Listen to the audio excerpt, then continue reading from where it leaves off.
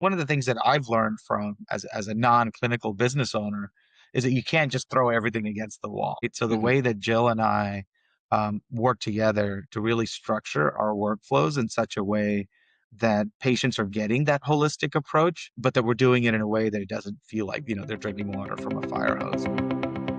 A lot of what Nurocoach is fueled by my own frustrations as a healthcare consumer. And so we really wanted a much more structured approach so that if someone is kind of like iffy, either about entering our care generally or about entering a phase of it, we want to be able to have a conversation with them to manage those expectations or those concerns.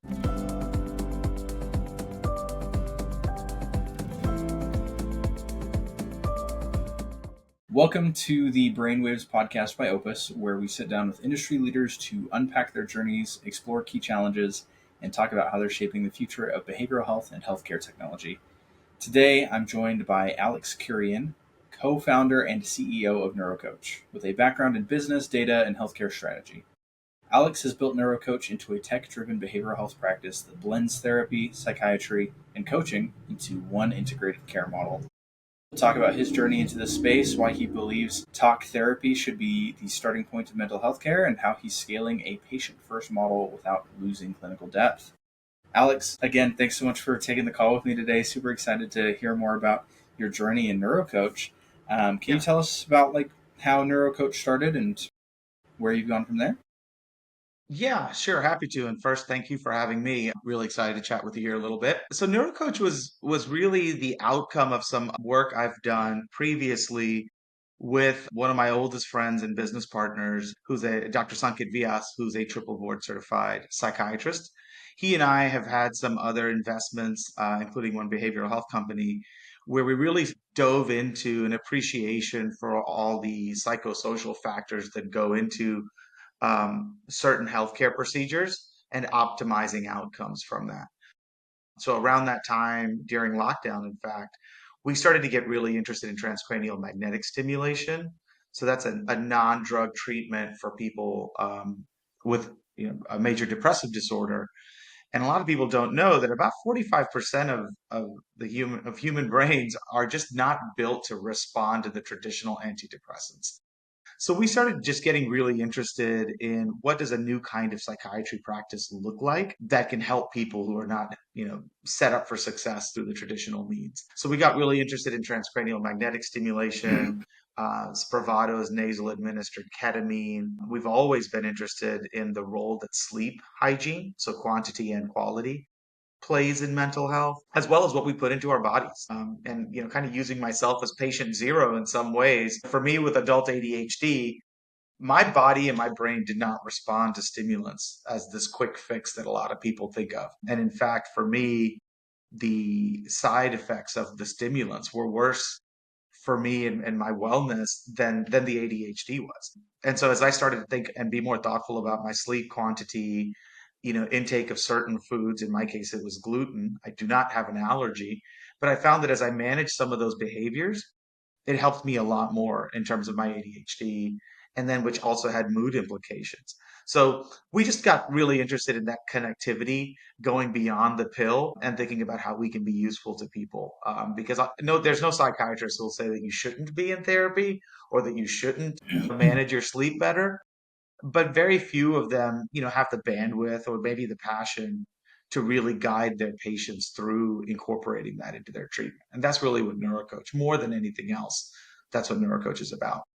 I love that. I love that. I think we've talked multiple times on the show about there being this almost pressure to just put somebody on medication. If somebody Yeah. comes in and they've got depression, anxiety, we're like, all right, let's medicate them, kind of just jump right to that. And then it almost, on some occasions, feels like therapy and cognitive behavioral therapy is Mhm. secondary to the medication as opposed to primary. Love that Neurocoach is trying all these awesome approaches. I myself recently have focused heavily on how my sleep hygiene is and like the things I ingest and whether that be food or media, just to make sure that I am tending to myself properly. So I love that that's something that Neurocoach focuses on. Yeah, no, absolutely. I mean, the role of therapy or talk, CBT and acceptance. I mean, there's so many different modalities. EMDR has become really popular in our practice. Those are all, how many tools do you have in your toolkit, right? Or, whatever cliched sort of analogy you want to use. So as I build out the clinical team, that's part of what we're looking for, right? I mean, we believe that trauma is often at the heart of things. There's more and more research that really links a lot of these mental health challenges. There's connections, for example, between trauma and ADHD that I think have really not been explored for many people. So there's just kind of a lot of that going beyond the obvious, which again, in our healthcare model, unfortunately, it's really hard to blame the psychiatrist because the financial models are just not typically set up to make those solutions obvious either.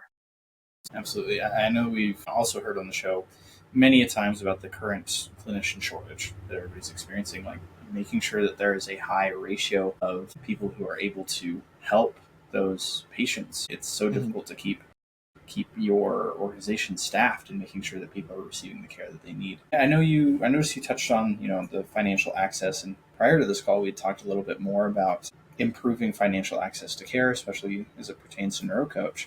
Can you tell us a little bit more about Nurocoach's approach to that financial access?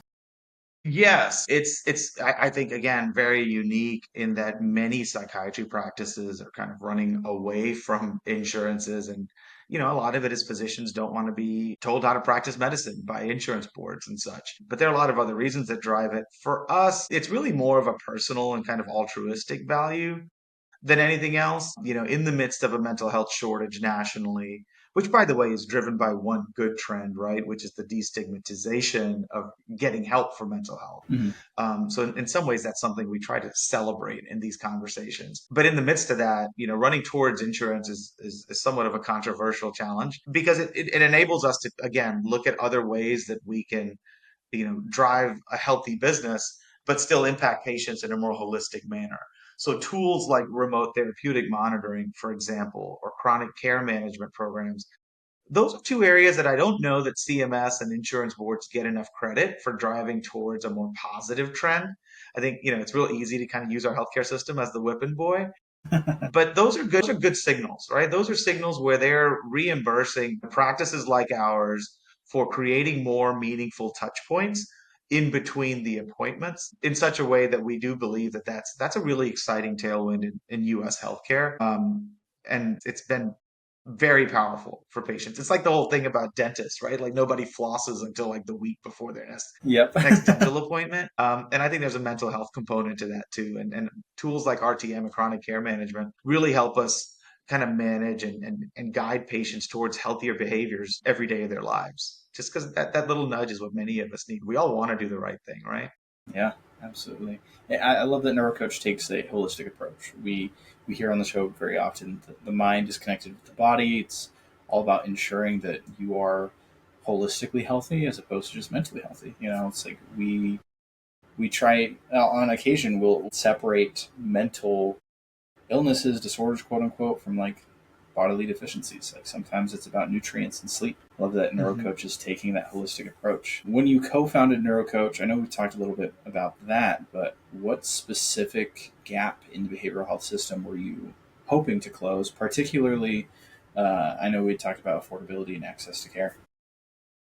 Yeah, I think for us, it was, for me, again, going back to my own story, it was a little bit of a frustration that people were just trying different versions of the same tired solutions. Whether that's somebody who has depression, who just keeps getting prescribed different versions and brands of the same serotonin inhibitors. Or is it, again, someone with ADHD who just keeps getting prescribed different brands and dosages of effectively the same stimulants. So we really wanted to break that pattern. And I mean, really, the word neurocoach comes from our interest in neuromodulation. So transcranial magnetic stimulation is frankly rarely addressed in a lot of psychiatry practices. So that's where the neuro comes from. And coach for us just related to counseling and talk therapy. I'm a big sports fan, as are all of my partners. So we just felt like coaching is someone that everyone agrees, right? I mean, again, another cliche, but like Tiger Woods had a swing coach Yep. during his unprecedented run, right? Peyton Manning still talks to his QB coaches. So those are, I think, just our efforts to kind of combine the things that we're most passionate about and really using as tailwind some of the positive trends, as I said earlier, like the destigmatization of it, right? So that's how we really developed our branding And we feel like that's gone really well. What you don't have is, especially in Black and Brown communities, where I would argue that there's a little bit of a lag. And it's exciting. I mean, every month I feel like there are fewer conversations where people feel that defensiveness when someone has referred them over to Nurocoach. And I think our name and our branding help with that. I'm really proud of it. I love that. Anything we can do to destigmatize healthcare, mental health care in general, helps more people access that care. And we talk to a lot of communities of color on the show, and that's something I hear all the time is that there is a lot of stigma uh, towards getting help. Right? It's hard to ask for help when we need it. I know It we. is, you know, Go ahead. I'm sorry. No, go No, ahead. I would agree. I mean, I'm a first generation immigrant myself, and I mean, I remember very vividly having a conversation with my own father once about a family member who we all know has suffered from depression her whole life, and he literally said the words, "Well, what is she so depressed about? Two of her kids are doctors, and da da da," and like it's hard, right? They're from a different generation. I do think that there are cultural factors that play, but little by little, right? And people see the impact that it has, and again, I mean, we're just proud to play a role there. Would love to play a bigger role and lead that effort, but part of what I try to do is talk about my own experience in a way that doesn't make it about me, but I feel like that's the piece that everyone can do. And again, I think we're even before COVID, I think we were headed towards this really great path of destigmatization. And I do think that COVID supercharged that. You don't hear people talk about the positive effects of COVID very often, but that is, I think, one of the secondary benefits. Absolutely, absolutely. I love what you said. Obviously, with you being a first generation immigrant, you understand a lot of those cultural shifts. My mother was an immigrant as well, and I remember growing up, and she would say stuff like, "Well, it's in your head, these things," and it's like obviously, depression's in your head, anxiety's in your head. That's where it is, right? But it's a matter of, like you said, talking about it and being a community together and ensuring that everybody's getting the help and somebody to listen to them that they need. Can you No, tell us? exactly. Can you tell us a little bit about the typical patient journey at Nurocoach? I know that obviously Nurocoach is offering therapy, psychiatry, and coaching under one roof. Tell me more a little bit about that. Sure. We do try to focus on speed just because I know that it takes a lot of courage. I mean, most of our patients have been thinking about getting care for 6, 9, 12 months or more, right? So that there's often some event that's been the tipping point. So we really try to focus on speed first to just get them in our system and ensure that we have enough basic information that our clinician can have a meaningful, impactful, initial conversation with them. So when a patient is either referred to us or visits our site or walks into one of our clinics, we try to verify benefits and let them know what their out of pocket responsibility will be, within 24 hours. So just give you a sense. I'm actually, again, going back to the concept of some good things happening in our healthcare system. When we started, we were one of the first ones that we don't believe in balance billing. We don't ever, hit our patients with a surprise bill. We always let them know in advance what, if anything, they will owe out of pocket. Again, shout out to a lot of our contemporaries who have since joined that same approach. So that's a 24-hour window. And then we aim for within 1 week to get them their initial appointment. It's not uncommon for us to be able to squeeze them in within 3 business days. Our clinical director, Jill Flurry, keeps a bank of appointment slots open that she generally uses those for admin and for coaching our team. But if there's a patient that comes in that that would benefit from a faster time window, we work closely to ensure that that need gets met. Those 2 windows are something we're really proud of. The other thing I would build on there is that following that first conversation, we highly encourage people to participate in our coaching programs. We're extremely proud of the fact that 80% of our patients who are prescribed a medication with us are in some form of other therapy with us, whether that's coaching or TMS or Spravato. And we're just now launching our nutritional coaching programs through a health and wellness coach. So that's a really exciting element that we think matter because again, especially kind of lower socioeconomic levels, they have no idea, the role that all this sugar that we're taking in has on our sleep, which then has an impact on our mood. So those are two of the big pieces for us. And then we do try to tee up, an integrated approach pretty quickly. But, one of the things that I've learned from as a non-clinical business owner is that you can't just throw everything against the wall, right? So the way that Jill and I work together to really structure our workflows in such a way that patients are getting that holistic approach, but that we're doing it in a way that it doesn't feel like, they're drinking water from a fire hose. So we've partnered with an AI company that helps us do that in a highly structured and predictive way. And we're just in the middle of that deployment right now. I love that. I love that. We talk all the time on the show about how AI can help to improve quality of care and streamline admissions. It's great to hear that you're a company that is having great success there. I know a lot of companies are struggling to implement AI to help their workflows. And I love to hear that obviously with the lower socioeconomic backgrounds that you work with, these underserved, underprivileged communities are able to, through your coaching program, receive the help that they need, not just now while they're working with Nurocoach specifically, but setting them up on a foundation for the future where they're able to take care of their bodies and their minds and their wellness through Mhm. the advice and coaching that you get. Yeah, no, I mean, you raise an excellent point there. I mean, as someone again who grew up skeptical of what this mental health world would be like, right? I know a lot of us have this stigma around, well, you walk in and you're lying on a couch and they keep asking you, oh, well, how did that make you feel, right?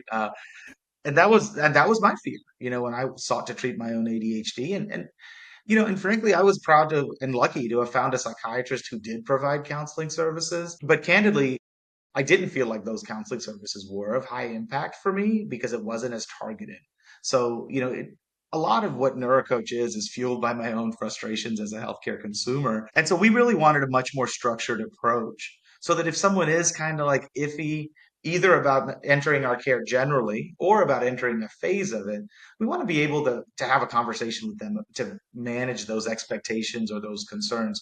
So we generally use four phases in what we call neurocare. The first is just obviously establishing a therapeutic partnership, right? Making sure that we understand where they're coming from. What was the tipping point? What brought them into our care in the first place? And developing that trust, right, in any relationship. That's arguably the most important element. Stage two for us is, treat the acute condition, right? Whatever it is that's brought you to our care, let's make sure we address that first and understand what the underlying causes were, certainly, but really kind of what I think of as like putting out the fire, because that sets the stage then for stage three, which is really fireproofing the home, right? How do you really kind of start getting deeper into establishing a healthier long term mindset? And then stage four for us is empowering the individual to continue to care for themselves. So certainly, we're here to support them for as long as they'd like, but I've long felt like, hey, I've had some of my friends and they might disagree, but if you're in therapy with the same provider and kind of working on the same things for 15, 20 years,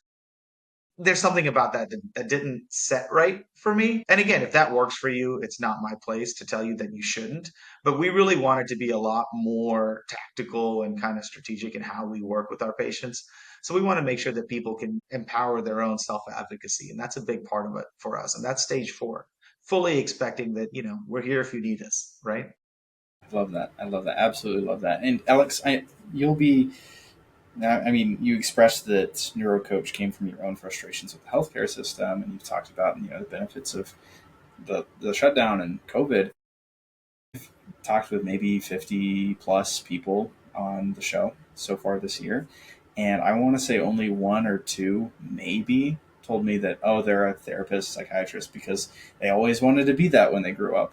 Most people, they expressed the same things you did. There was frustrations and gaps in the healthcare system that they realized that they could solve. And specifically with COVID, a lot of people had to come to terms with their own mental health, their own mental Mhm. wellness. A lot of people struggled with addiction throughout the lockdown, and through that created substance use addiction treatment facilities. And there's all these beautiful things that happened because of COVID. Obviously, COVID was a very difficult time for a lot of people, but I think that we, as a mental wellness community, have been able to create a lot of fantastic organizations because of it. Yeah, no, I mean it's that's the one of the beautiful things about humanity, right? During some of our darkest times, we lay some seeds that are beneficial for everyone. I happen to have developed Neurocoach at a stage in my career where, making that extra dollar was, I was fortunate enough to where that didn't have to be the driver. When I recruit clinicians, for example, I often tell them that between Dr. Vyas and I, and a handful of other equity employees, we own 100% of company equity and company debt. And the reason I share that, because your typical licensed professional counselor may not really be interested in your cap table, but the reason I share that is that there are a lot of mental health companies that have taken a different approach. On the one hand, I'm very grateful for them jumping in and providing access to care for people. But on the other hand, some of them have really kind of harmed the industry, knowingly or otherwise, because of the driver of the dollar, right? And what they're trying to achieve in terms of hyper growth, or, after one board meeting, they've got to turn up the dial on profitability. And that impacts provider satisfaction, that impacts provider retention and turnover. And those ultimately, of course, impact the patient experience. So it's really powerful for me, and Dr. Vyas and Jill, as the day-to-day management team, to be able to say, we don't have a room full of investors, pounding their hand on the table, demanding profit or demanding hyper growth. We're able to be hyper selective about where we focus our energies, the trade-offs that we make in terms of the dollars that we pursue, as opposed to the impact that it has on our team, clinical or administrative. So those were all things that I think create a very unique experience of working, at and with Nurocoach, right? Absolutely. And longtime listeners of the show will hear me talk about this maybe every episode, every other episode. But I truly believe that if you build an organization that's built on its mission of helping people, on that authenticity to its mission, as opposed to creating shareholder value, that your organization will succeed, right? It's when we start to try to squeeze every dollar out of it that people, they notice, they understand that the organizations that are trying to squeeze money out of them aren't organizations that they want to work with in the long term. And so we've talked to many people on the show that specifically built their organization around helping people, creating those spaces where underserved and underprivileged populations can receive care. And I absolutely love that Nurocoach is one of those. Yeah. No, thank you for acknowledging that.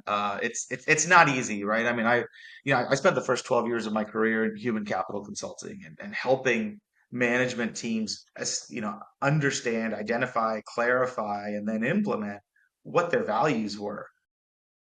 I don't think, it was until now, gosh, 25 years since I first started doing that work, that I really had a full appreciation for how hard that is to do, right? I mean, we are a for-profit business by design, at least. And so there are days where you really do get pressed to truly live out your values. A lot of state Medicaid programs, the reimbursements are not great.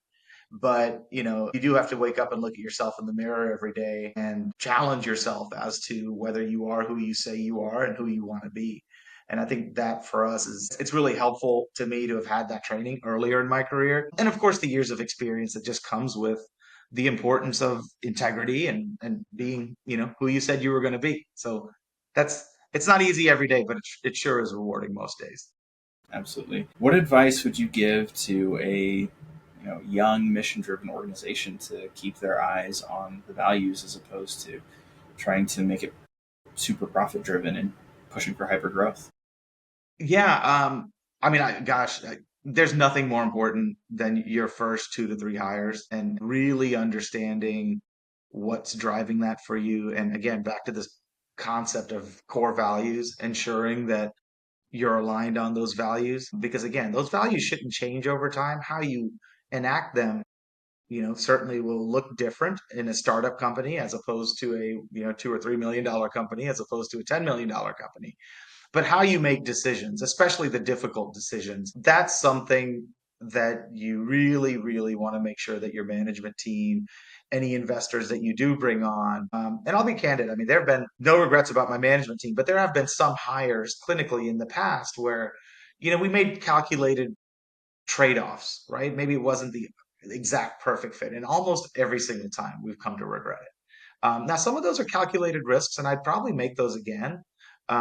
But I'm proud of the fact that we knew that they were calculated risks and we could course correct immediately, right? So if we enjoyed the upside. So again, a lot of words to say. You really have to focus on the people that you invite to join you on this mission if you have any chance at all at being successful, and just continue to nurture what that culture looks like. And, culture's not the pizza parties and things like that. Culture is how you treat people when you've had a really bad day. And Absolutely. sure, there are some days I'd like to have back, but I reflect on those, especially on Fridays. And we always have kind of check-ins with each other among the management team and really hold each other accountable and give each other grace so that we can just be better at it next week. I love that. Culture, it's not the pizza parties, it's how you treat each other when you've had a very bad day. Absolutely Yeah. love that. We're coming up on time, Alex. I want to be respectful of your time, and I know you're a busy person, but I always ask this question: do you have any book recommendations? So could you repeat that? Do you have any book recommendations? Oh man, gosh, I did not see that one coming. I was reading, oh gosh, I'm kind of a nerd on like the economics type stuff. So I'm kind of a dork and will read anything that's kind of like that pop economics. I'm still a Malcolm Gladwell nerd. I know that's kind of not cool anymore. But as someone with ADHD, the structure of those books where I learn a lesson, typically that I can apply it to, like books like Blink and Tipping Point for me were truly life changing. I know those aren't en vogue anymore, but they really challenged concepts of confirmation bias for me. And those are experiences that I reflect back on and challenge every single day.